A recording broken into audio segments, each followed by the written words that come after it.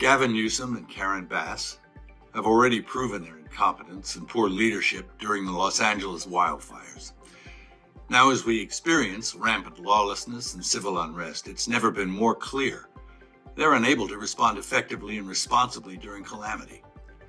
Whether it's sheer incompetence or outright malevolence, the reality is stark. California's in a state of turmoil, and I ask my fellow Angelenos, why are Gavin Newsom and Karen Bass still in office? How much more of their destructive decision-making masquerading as leadership? You are witnessing Mel Gibson absolutely unload on Gavin Newsom, issuing a fierce demand for every Los Angeles citizen with an ounce of integrity to vote the governor out immediately. The reason? A total lack of leadership during the explosive ICE protests that turned the city into a battleground. This wasn't a random outburst. Gibson has been building a case against Newsom for years, documenting every instance of political weakness and failure, and we have the full evidence right here. From every heated exchange to the most devastating public shots, we are breaking it all down. If you want to see the moment the Golden State narrative finally shattered, hit that subscribe button now. It is no secret that California has spiraled into chaos under Newsom's watch. Even his former allies like Bill Maher have finally hit their breaking point and turned on him. Wait until you hear the specific moment Maher decided he could no longer defend the governor's record. But Governor, you were the poster boy for a lot of this stuff. I see today the Trump administration they talked about, I don't know if this is true, but they talked about the fact that California had a rule that schools cannot be required to notify parents if their kids in school have changed their gender, their pronouns. That's the kind of thing, even though it doesn't affect a lot of people, that makes a lot of people go, well, you know what? That's the party without common sense. Now, if that's your state, how are you? Well, I just disagree with that. I mean, the law was you would be fired. A teacher would be fired if a teacher did not report or snitch on a kid talking about their gender identity. I just think that was wrong. I think teachers should teach. I don't think they should be required to turn in kids. And by the way, we're talking about their parents. How can you snitch? The idea of a snitch and a... While many expected some friction, nobody was prepared for the sheer brutality of Mel Gibson's latest strike against Newsom. This wasn't just a critique. It was a total rhetorical demolition that left the governor's reputation in tatters. Just months ago, Newsom faced a defining crisis that tested the very core of his authority, and the result was a catastrophic failure of leadership. No plan, no accountability, just a state left to fend for itself. But the pressure didn't stop there. Once the dust settled, Joe Rogan joined the fray, and together they dismantled Newsom's political image piece by piece. You need to see this because the details of their exchange reveal exactly why California is at a crossroads. I think Newsom said, I'm going to take care of the forests and maintain the forests and do all that kind of stuff. He didn't do anything. And then on top of that, they cut the water off. Yeah, that's right. Yeah, it's all funny. And then I think all our tax dollars probably went for Gavin's hair gel. I don't know, but it's like, it's sad. It's like the place is just on fire.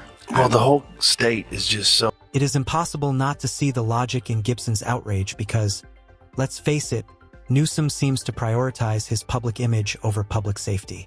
While catastrophic wildfires were literally erasing communities, it was revealed that a staggering 80% of the state's water was being diverted to almond crops rather than emergency fire services. In a region defined by fire risk, the governor lacked a coherent water strategy, leaving families vulnerable while he focused on photo ops. People aren't looking for a savior. They are looking for a governor who actually shows up before the smoke clears. Instead of a proactive leader, they got a government that was missing in action while homes turned to ash. And the criticism isn't just coming from the usual suspects. Wait until you hear the warning Jon Voight just issued. What are you doing for this destruction of these animals destroying Los Angeles? Are you there, talking calmly with them, you fool? They would burn you down like they're burning the cars and the American flag with no regard for humanity. This is not about Trump. This is about protecting the people from these animals and criminals trying to destroy us. And our police force, are they supposed to stand there, let rocks hit them and kill them? Who's going to save them? You? President Trump called in the National Guard and the Marines to help with these destructive barbarians. Jon Voight is taking the gloves off, specifically targeting Newsom's rumored 2028 run for the White House. His warning is a wake-up call for the entire country. The idea of Newsom in the Oval Office should be a terrifying prospect for anyone who cares about actual results. Look at the current state of California: sky-high taxes, a rampant homelessness crisis, and a total breakdown of law and order.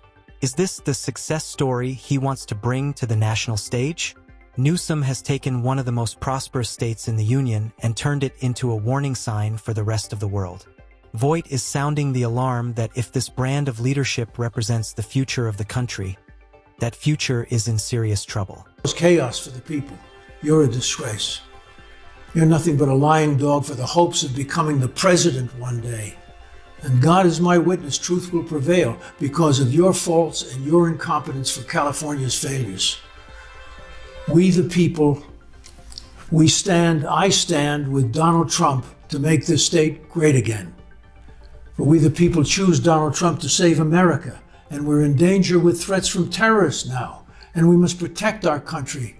This has now become good against evil, and evil will lose because our President of the United States of America was sworn in to protect this nation's greatest gifts: freedom, safety, prosperity. And he will, because he is the greatest president in. Voight is also doubling down on his support for the deployment of the National Guard in Los Angeles, a move he credits with saving businesses and restoring the peace that local leaders failed to protect. He sees the intervention as a direct indictment of Newsom's inability to function when the pressure is on. But the problems go deeper than just incompetence. It's Newsom's obsession with performative woke politics that is really hurting his credibility. While citizens struggle with inflation and crime, the governor is focused on virtue signaling that does nothing to put food on the table or keep neighborhoods safe.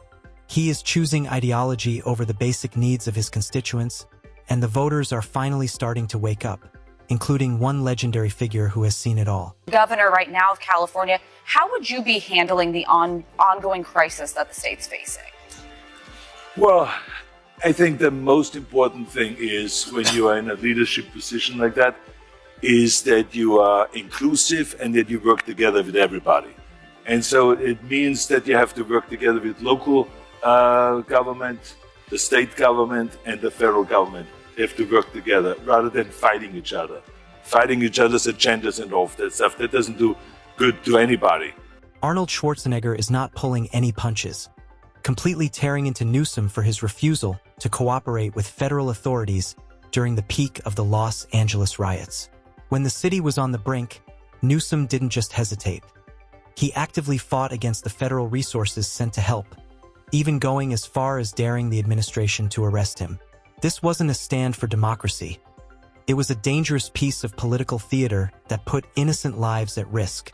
Arnold, who knows exactly what it takes to run California, was left speechless by the partisan games played while cities were literally burning. He makes it clear that true leadership means putting ego aside and working with whoever is in power to ensure the safety of the people. Newsom did the exact opposite, and the consequences were devastating. Legal. That is the important thing, So you got to do things legal, and those people that are doing illegal things in America and that are foreigners, they are not smart. Because when you come to America, you're a guest.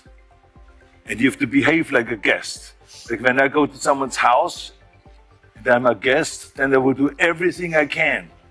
Keep things clean and to make my bed and to do everything that is the right thing to do rather than committing a crime or being abusive or something like that. So that doesn't. Schwarzenegger's critique of the Los Angeles protests is a masterclass in blunt truth.